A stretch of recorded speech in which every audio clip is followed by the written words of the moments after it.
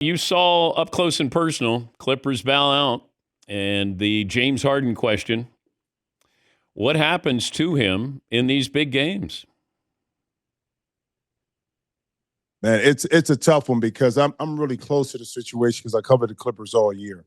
And this year, Jan, I just thought this was with everything coming together, Kawhi coming back, James basically manning the ship the entire year until to the games where Kawhi came back, along with Ivica Zubac, who improved immensely, was up for most improved player of the year. Then Norman Powell, who was up for sixth man of the year. And going into the series, I knew Denver was going to be tough just because, and despite firing Michael Malone, they were just connected a little bit different. They've been playing not as well down the stretch of the season, but it was just something about them.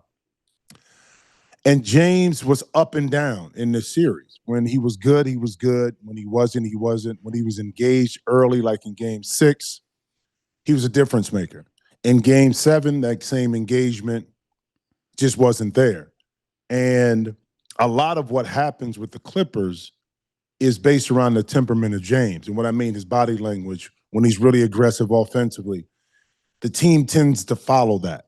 I thought the first quarter was great. I said, we got something here, Game 7 in Denver. But too many mental errors and mistakes limit to that, and James never found his rhythm. And I thought this year, Dan, if any, this is when he could have quieted a lot of that noise about lack of playoff success, especially in Game 7. Because with Dan, James didn't have to go score 25, 30 points. But if he gives you 18 with 10 assists, 12 assists, and he's controlling tempo, and he's getting guys the ball, and he's actively being defensive-minded, then a lot of that narrative and a lot of that noise, a lot of that chirping, a lot of people now say, well, James has done a great job leading the Clippers. But that didn't happen. And as a result, a team that I thought could get to the Western Conference Finals, lost to a great team with the Nuggets.